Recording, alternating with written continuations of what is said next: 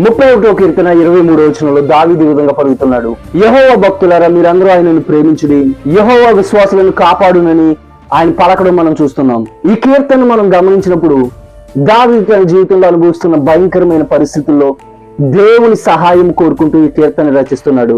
తనను కాపాడమని దేవుణ్ణి అతడు వేడుకుంటున్నాడు. ఈ ఆఖరి వచనాల్లో దేవుని యందు విశ్వాసం ఉంచమని, ఆయనను ప్రేమించమని అతడు మనల్ని ప్రోత్సహిస్తున్నాడు. అదే విధంగా అతడు ఈ విధంగా తెలియజేస్తున్నాడు, దేవుడు తన యందు విశ్వాసం ఉంచేవారిని కాపాడతాడని అతడు మనకు తెలియజేస్తున్నాడు. నిజమే, మన దేవుడు తన యందు విశ్వాసం గలవారిని కాపాడేవాడు. మనం చూడగలుగుతాం, దేవుడు అబ్రహామును అనేక విషయాల్లో కాపాడాడు. ఫరో నుంచి, అబీమెలెకు నుంచి దేవుడు అతన్ని కాపాడి అతనికి సహాయం చేశాడు. అబ్రహాము దేవుని యందు విశ్వాసం కలిగి ఉన్నాడు కనుక దేవుడు అబ్రహామును కాపాడాడు. ఈరోజు మనము ఆయన యందు విశ్వాసం ఉంచితే మనకు వస్తున్న సమస్యల నుంచి, మనం ఎదుర్కొంటున్న ప్రతి పరిస్థితి నుండి దేవుడు మనల్ని కాపాడుతాడు. అటువంటి కృప దేవుడు మనందరికీ దయచేయును గాక. ఆమేన్.